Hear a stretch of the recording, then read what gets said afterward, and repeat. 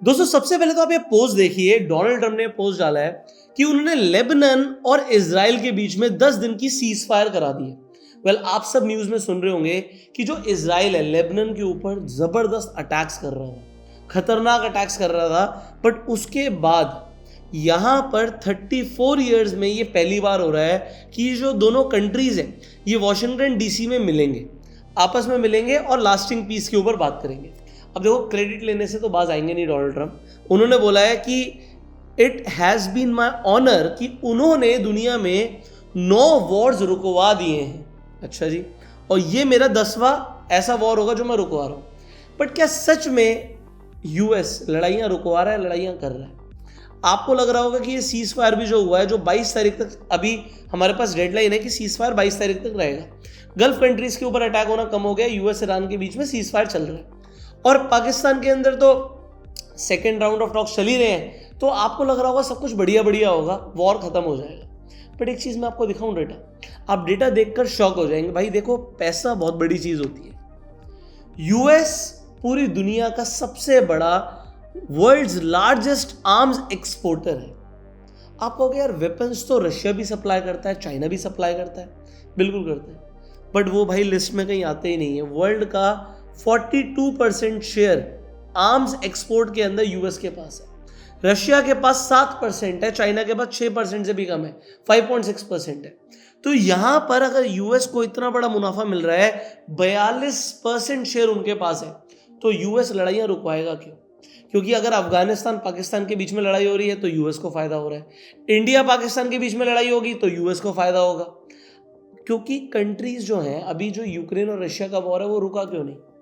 क्योंकि आर्म्स के ऊपर जबरदस्त स्पेंडिंग हो रही है। कंट्रीज सब कुछ छोड़ के सिर्फ आर्म्स खरीदती है और यूएस को कमाई चाहिए, क्योंकि यूएस का अपडेट देखिए, स्क्रीन पर एडिटर दिखाएंगे, बढ़ता जा रहा है। 12 कंट्रीज के पास न्यूक्लियर वेपन्स है, सिर्फ एक कंट्री ने न्यूक्लियर यूज किया आज तक। बताओ कौन सी कंट्री? यूएस।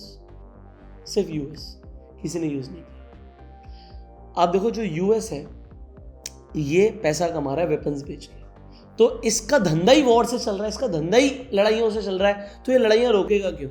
और उसके बाद आप देखिए, ये वॉल स्ट्रीट जर्नल का आपको आर्टिकल दिखाता हूं।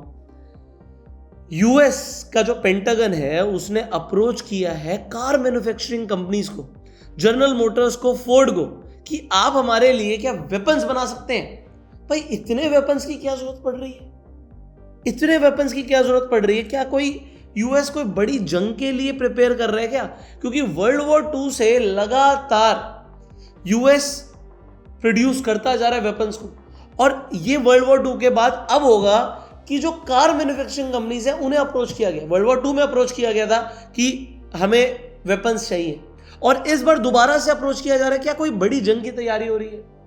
तो यहां पर ये सोचने और समझने वाली चीज है कि what is happening in the world right now. अब मैं आपको थोड़ा सा समझाता हूं। रशिया ने वॉर्न किया, भाई ये जो आपको लग रहा है ना कि यूएस ईरान टॉक्स हो रही है, रशिया कह रहा है भाई ये सिर्फ एक कवर अप है, ग्राउंड इन्वेजन हो सकता है। ईरान के अंदर घुसने के लिए टाइम चाहिए। अब टाइम चाहिए, आपको लग रहा है सीज फायर हो रखा है, बट 50,000 ट्रूप्स अभी भी क्या कर रहे हैं? 50,000 है ये, और ये आम आदमी नहीं है, ये सोल्जर्स है। इसमें से 2500 तो मरीन्स हैं। मतलब ये ऐसे सोल्जर्स हैं जो एक आदमी, मतलब पता नहीं कितने दूसरे सोल्जर्स पर हावी हो गए। वर्ल्ड की बेस्ट आर्मी है पूरी दुनिया की। ये 50,000 सोल्जर्स वहां पर क्या पीस टॉक्स के लिए खड़े? अगर पीस टॉक्स होने वाले तो इन्हें वापस बुला लो, नहीं बुलाया जा रहा। भाई 500 यूएस के एयरक्राफ्ट्स क्या कर रहे हैं? अभी जो मिडिल ईस्टर्न एयरफील्ड्स हैं उसके अंदर 500 एयरक्राफ्ट्स क्या कर रहे हैं?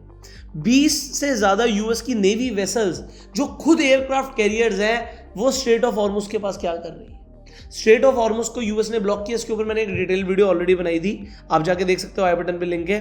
बट अभी आप समझिए, यूएस इस वक्त शायद पीस टॉक्स नहीं चाहता। यूएस को कोई खतरा है नहीं ईरान से, क्योंकि ईरान की मिसाइल वहां तक पहुंचेगी नहीं, जो होगा गल्फ के ऊपर होगा, और उससे यूएस का ही फायदा है क्योंकि वेनेजुएला का तेल बिकेगा।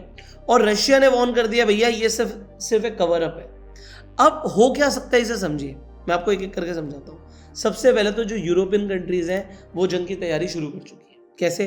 स्वीडन ने एक सर्वाइवल गाइड इशू करी है, इफ क्राइसिस और वॉर कम्स क्या करना है, और एडवाइस किया है, स्वीडन ने एडवाइस किया है कि भाई खाना और पानी कम से कम 1 हफ्ते का स्टोर करके रख लो, और जब एयर रेड साइरन्स बजे तो कैसे रिस्पॉन्ड करना है। फिनलैंड ने डिजिटल क्राइसिस गाइड अपने लोगों को दी है, जिससे समझ आए लोगों को कि अगर लॉन्ग पावर कट्स होते हैं, वाटर चला जाता है, मिलिट्री कन्फ्लिक्ट होती है, तो क्या करना है। फिनलैंड क्यों प्रिपेयर कर रहा है। जर्मनी ने एक मोबाइल ऐप बनाई है कि भाई नियरेस्ट बंकर्स जो हैं उन्हें आप ढूंढ पाए और आप उस वक्त छुप पाए जब लड़ाई हो। तो जर्मनी ऐसा क्यों कर रहा है। नॉर्वे और डेनमार्क में भी देखिए जो सिविलियन पॉपुलेशन है उन्हें समझाया जा रहा है, उन्हें सपोर्ट किया जा रहा है कि भाई मिलिट्री एफर्ट्स के अंदर किस तरीके से आपको असेंशियल सर्विसेज को मेंटेन करना है। अब आप सोचिए ये सब तैयारियां क्यों चल रही हैं लैटविया में, डेनमार्क में, स्वीडन, नॉर्वे में। इनफैक्ट फ्रांस ने देखिए क्या किया है, यंग लोगों को बोला है कि भाई मिलिट्री सर्विस एक ऐसा प्रोग्राम है, हमने आपके लिए इंट्रोड्यूस किया है कि आप आइए, आप ट्रेनिंग लीजिए, हम आपको पैसा भी देंगे। अभी के लिए वॉलंटरी है कि आप अपनी मर्जी से जा सकते हो उस प्रोग्राम में, बट अगर जंग हुई तो यंग लोगों को लेकर जाया जाएगा और बोला जाएगा कि आप इस वक्त देश की सेवा करें, बॉर्डर पर जाकर खड़े हो। और ये सिर्फ यूरोपियन कंट्रीज में नहीं, आप यूके में देखिए, यूके भी तैयारी कर रहा है कि भाई कोई बड़ा वॉर हो सकता है। अब यूके तैयारी कर रहा है, यूरोप तैयारी कर रहा है, रशिया वॉर्न कर रहा है, और इजराइल क्या बोल रहा है कि हम रेडी हैं, हम रेडी हैं। देखिए इजराइल के पीएम ने क्या बोला है कि ईरान वॉर रिजम्पशन के लिए वो रेडी है। तो टॉक होगी नहीं होगी एक अलग बात है, बट दोबारा से लड़ाई ज़रूर होगी, ऐसा इजराइल के पीएम तैयारी कर रहे हैं। और इसके साथ साथ आप ये देखिए जो स्टेट ऑफ मलक्का है, अब इसके ऊपर कई सारे लोग बात नहीं कर रहे हैं, मैं इसके ऊपर आपको डिटेल में समझाता हूँ। अभी हम गूगल मैप्स से समझते हैं। दोस्तों ईरान यहाँ पर है, ये आपकी सारी गल्फ कंट्रीज आ गई, कतर, बहरीन, यूएई, ये सब आ गए, दुबई यहाँ पर आ गया। यहाँ से शिप्स निकलती हैं, यहाँ पर ऑलरेडी इस जगह पर ये पूरे वाटर्स के अंदर यूएस की नेवी इस वक्त तैयार है। अब आप देखिए यहाँ से ये जो तेल है निकलता है, बट चाइना कैसे पहुँचता है। चाइना ये नीचे से तो पहुँच नहीं सकता, ये पहुँचता है यहाँ से, ये मलेशिया, सिंगापुर और ये जो इंडोनेशिया है, इसके बीच में से ये जो मलक्का है ना, इसे बोलते हैं स्ट्रेट ऑफ मलक्का। ये स्ट्रेट ऑफ मलक्का जो है यहाँ से शिप्स निकलते हैं और वो चाइना पहुँचते हैं। तो चाइना की ये लाइफलाइन है। आप देखो सिर्फ चाइना नहीं, इंडिया का भी 55% ट्रेड यहाँ से होता है, 55% ट्रेड इंडिया का भी यहाँ से होता है, और चाइना का तो लगभग 80% जो इम्पोर्ट है वो यहाँ से होता है। अब हुआ क्या है, इंडोनेशिया ने यूएस के साथ एक major defence corporation agreement sign किया। अब इस एग्रीमेंट में बोला जा रहा है कि भाई यूएस कभी भी अपने एयरक्राफ्ट्स को इंडोनेशिया के ऊपर से उड़ने की परमिशन देगा। इंडोनेशिया देखो एक इस्लामिक कंट्री है, उन्हें भी पता है कि जंग चल रही है एक और इस्लामिक कंट्री के साथ, ईरान के साथ, तो वो क्लियरली अभी बोल नहीं सकता कि हमने परमिशन दे दी है, पर डिफेंस एग्रीमेंट हो गया है। शायद कल को अगर जरूरत पड़ी, अभी नहीं, इमीडिएटली नहीं, बट कल को अगर जरूरत पड़ी तो यूएस के जो एयरक्राफ्ट्स हैं वो स्टेशनड हो जाएंगे इंडोनेशिया के अंदर, और जो चाइना की शिप्स हैं यहाँ से जाएंगी उन पर अटैक हो सकता है। अब आप कहोगे अभी क्यों अटैक करेगा, अटैक अभी नहीं करेगा यूएस अटैक सिर्फ तभी करेगा जब बात आएगी ताइवान की। ताइवान के ऊपर अगर अटैक होता है तो यूएस किसी भी हाल में मतलब चाइना की कमर तोड़ना चाहेगा, चाइना को इकोनॉमिक डैमेज पहुंचाना चाहेगा। और जैसे मैंने बोला कि चाइना का 80% इंपोर्ट यहाँ से आता है, तो यहाँ पर ये जो प्रेशर है ये शायद चाइना के लिए बनाया जा रहा है, क्योंकि इस वक्त जो वर्ल्ड की सेकंड लार्जेस्ट इकोनॉमी है वो चाइना है, अभी भी चाइना है। देखो यूएस फिर चाइना, इंडिया आता था 4th नंबर पर, बट इंडिया अब खिसक चुका है 6th नंबर। अगर आप चाहते हो मैं अलग से वीडियो बनाऊं कि इंडिया का जो डाउनफॉल है ये क्यों हुआ है और इसके पीछे क्या कारण है, और आने वाले टाइम में आप लोगों को क्या करना चाहिए। इंडिया 6th पोजीशन पर चला गया है इस वक्त, जीडीपी वाइज आप स्क्रीन पर देख सकते हो। अगर आप चाहते हो मैं अलग से एक वीडियो बनाऊं तो कमेंट में लिखना जीडीपी, मैं आपके लिए अलग से वीडियो बनाऊंगा। बट अभी के लिए समझिए, अब मैं आपको पूरा गेम प्लान यहाँ से कनेक्टिंग द डॉट्स के साथ समझाता हूँ। पहली बात तो यूएस के पास सबसे बड़ा मतलब अभी भी जो एक्सपोर्ट है आर्म्स का वो यूएस के पास है, 42% जो आर्म्स की सप्लाई है वो यूएस करता है। तो यूएस को कोई फायदा नहीं है कि दुनिया में वॉर जो है खत्म हो जाए, इसीलिए अभी तक मेरे हिसाब से यूक्रेन और रशिया का वॉर खत्म नहीं हुआ है और नाटो से हटने की बात कर रहा है यूएस। सो जो यूरोपियन कंट्रीज हैं ये गिली पड़ जाएंगी और इसीलिए वॉर के लिए प्रिपेयर कर रही हैं। इनफैक्ट आप यहाँ पर देखिए जो यूके है वो अपना अब डिफेंस का बजट बढ़ाने की भी बात कर रहा है। अभी जो यूके है वो अपना लगभग जीडीपी का 2% खर्चा करता है डिफेंस के ऊपर, जो कि वो बढ़ाकर 3.5% खर्चा करने वाला अपना जीडीपी का सिर्फ डिफेंस के ऊपर। सो इतना बड़ा स्पेंडिंग डिफेंस के ऊपर क्यों बढ़ाया जा रहा है? क्या किसी वॉर के लिए प्रिपरेशन करी जा रही है? तो देखिए, जैसे मैंने बोला कि पेंटागन ने अप्रोच किया कार मैन्युफैक्चरर्स को कि भाई आप हमारे लिए वेपन्स बनाइए। यहाँ पर ये एक साइकोलॉजिकल गेम भी हो सकता है कि डोनाल्ड ट्रंप दिखाना चाहता है कि भाई हम एक बड़े जंग के लिए तैयारी कर रहे हैं तो ईरान घुटने टेक दे, बट शायद ईरान यूएस की शर्तें ना माने, ये वॉर कंटिन्यू रहे और ये वॉर कंटिन्यू रहेगा तो आपको क्रूड ऑयल के भाव दोबारा ऊपर दिखेंगे। स्टॉक मार्केट के लिए ये नेगेटिव होगा। और अगर आप आज भी देखोगे, जिस दिन मैं वीडियो बना रहा हूँ, जो जापान का इंडेक्स है निकाय, वो लगभग आज 1% डाउन है। आपको पता है पिछले 5 दिनों में कितना बढ़ गया था? ये 5 दिनों में अभी डाउन होने के बावजूद भी 4.48% ऊपर है। सो ऐसा लग रहा था दुनिया को कि सब कुछ सही हो जाएगा, बट फिर से मार्केट ने नीचे जाना शुरू किया। What could be the possible reason? European countries जो हैं वो प्रिपेयर कर रही हैं, अपने सिविलियंस को प्रिपेयर कर रही हैं वॉर के लिए।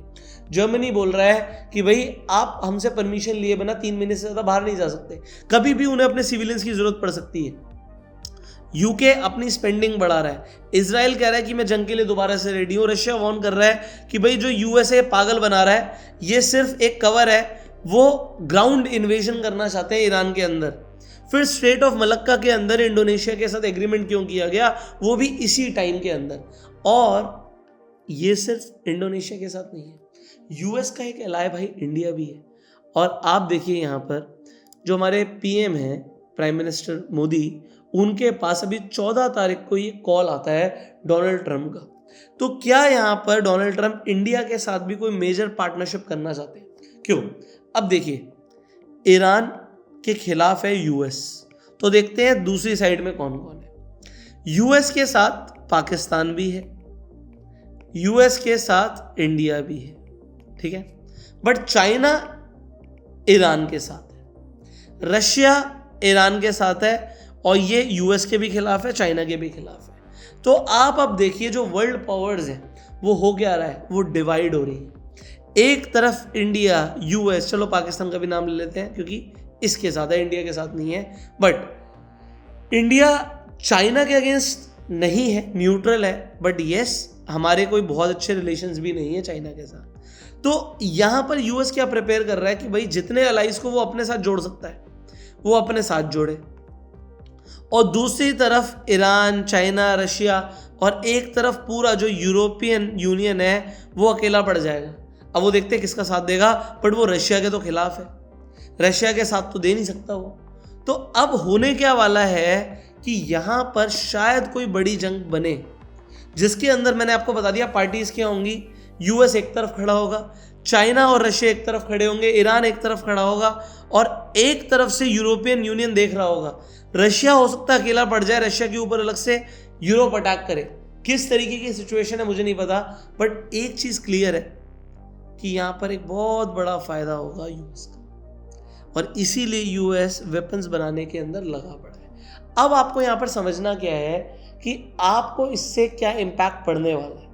तो दोस्तों सबसे पहले तो आप देखो जो क्रूड ऑयल है भाई, वो उसने भागना शुरू कर दिया, 2% ऑलरेडी ऊपर है। अब आप कहोगे अगर सब कुछ ठीक है तो क्रूड ऊपर क्यों भाग रहा है? नहीं भागना चाहिए क्रूड को ऊपर। अगर सब कुछ ठीक होगा तो क्रूड वापस से 60-70 के लेवल पर आ जाएगा। बट यहाँ पर आप देखिए, मैं कॉइन स्विच के प्लेटफॉर्म पर आपको दिखा रहा हूँ कि जो क्रूड है वो भाग रहा है।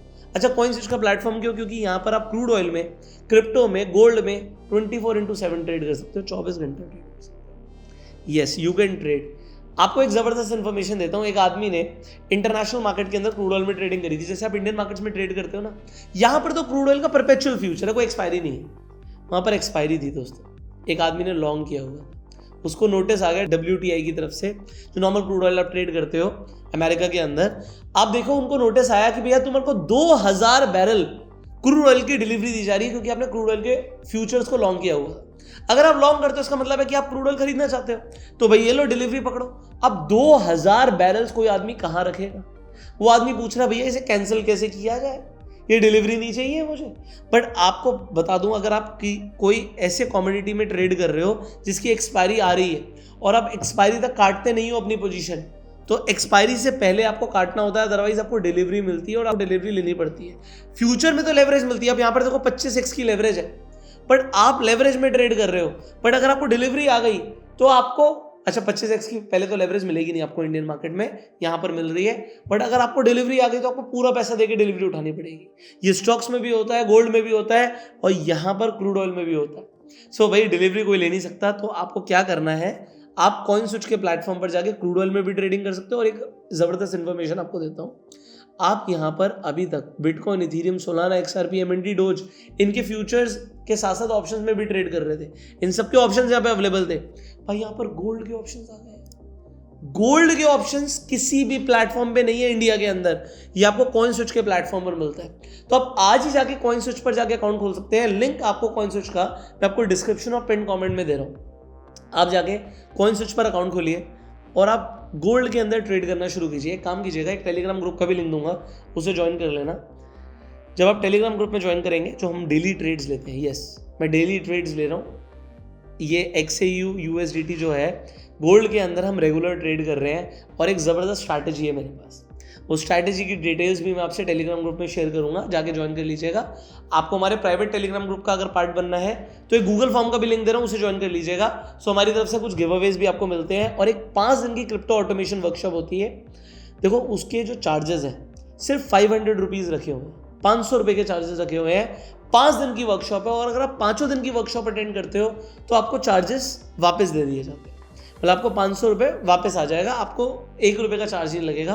बट उसके लिए आपको करना क्या है, उसकी लिमिटेड सीट्स होती हैं, हर महीने के बैच होते हैं। सो आपको नीचे एक रेजर पे का मैं लिंक दे रहा हूँ, उस पर क्लिक कीजिए। जो नेक्स्ट बैच है उसके लिए एनरोल कीजिए। अगर आपकी कोई भी क्रिप्टो के अंदर स्ट्रैटेजी है तो आप उसे ऑटोमेट करना सीख पाएंगे और जो हमारी खुद की स्ट्रैटेजीज हैं उनके बारे में भी आप डिटेल में सीख पाएंगे अगर आप रेजर पे पर जाके क्लिक करोगे। और जो कॉइन स्विच पर अकाउंट खोलने का एक फ़ायदा मैं आपको दे रहा हूँ, नीचे जो मैं आपको कॉइन स्विच का लिंक दे रहा हूँ उसके थ्रू जाके अगर आप अकाउंट खोलेंगे तो आपको 5000 रुपये के फ्री क्रेडिट्स मिल जाएंगे हमारी तरफ से। कॉइन स्विच आपके वॉलेट में 5000 रुपये का बेनिफिट दे देगा। 5000 रुपये का बेनिफिट आपको एज अ फ्री क्रेडिट्स मिल जाएंगे कॉइन स्विच की तरफ से। प्लस अगर आप कॉइन स्विच पर जाकर ट्रेड करते हैं और यहाँ पर आप थोड़े वॉल्यूम जनरेट करते हैं तो आप एलिजिबल हो जाएंगे हर महीने कॉइन स्विच की तरफ से। मैं पर्सनली बोल रहा हूँ ये चीज़, मैं खुद अपने हाथों से, मतलब देगा कॉइन स्विच, मैं तो सिर्फ एक मीडियम हूँ, तो उन्होंने ऑफर दिया हुआ है तो मैं आपको दे रहा हूँ कि कॉइन स्विच की तरफ से ऑफर है कि भाई जो यहाँ पर अकाउंट खोलेगा और ट्रेड करेगा, मतलब आप ट्रेडिंग शुरू करोगे तो आप एलिजिबल हो जाओगे रिवॉर्ड्स के लिए। और जिसका सबसे अच्छा वॉल्यूम होगा उन्हें मिलेगा एक iPhone 17 अगर आपको चाहिए तो आप कॉइन स्विच पे आके अकाउंट खुलवा सकते हैं। तो कॉइन स्विच की ये टीम बैकएंड से देख लेती है कि किसने हमारे लिंक के थ्रू अकाउंट खुलवाया है, तो आपको हमारे लिंक के थ्रू अकाउंट खुलवाना जरूरी है अगर आपके वॉल्यूम्स अच्छे होंगे। सो आपको iPhone हर महीने मिलने वाला है और टोटल 10 लोगों को रिवॉर्ड्स मिलेंगे। इस महीने जिन लोगों ने रिवॉर्ड जीते हैं उनका अनाउंसमेंट मैं जल्दी करने वाला हूँ। सो फाइनली कॉइन स्विच का लिंक डिस्क्रिप्शन पिन कमेंट में, आप आज ही जाके कॉइन स्विच पर अकाउंट खोल सकते हैं और जो बेनिफिट्स मैंने बताया वो तो आपको मिलेंगे ही। फाइनली लास्ट में आपके लिए क्वेश्चन है मेरे लिए, ईरान की जब मैं बात करता हूँ तो ईरान के साइज की अगर हम बात करते हैं तो आपको बताना है कि ईरान का जो साइज है इन 4 ऑप्शंस में से किस लैंड मास से सबसे ज़्यादा क्लोजेस्ट है। मतलब ईरान का साइज किसके बराबर है, क्या कैलिफोर्निया के बराबर है, अलास्का के बराबर है, टेक्सास के बराबर है, ये यूनाइटेड किंगडम के बराबर है। कमेंट करके ज़रूर बताइएगा, आपकी जीके भी चेक हो जाएगी। और मिलते हैं आपसे अगली वीडियो में, तब तक के लिए you can share this video. अपना प्यार देने के लाइक कर सकते हैं, सब्सक्राइब जरूर कर लीजिएगा, बेल आइकन पे क्लिक कर दीजिएगा कि इस तरीके की एक भी वीडियो मिस ना करें। और कमेंट में अगर आप जीडीपी लिखेंगे तो नेक्स्ट वीडियो में आपके लिए जीडीपी के लिए भी लाने वाला हूं कि इंडिया भैया क्यों नीचे जा रहा है, क्यों ऐसा है कि जीडीपी वाइज अब हम 6th लार्जेस्ट इकोनॉमी है ना कि 4th। So share this video, see you in the next video. Till that time, you go self-made and jai Hind.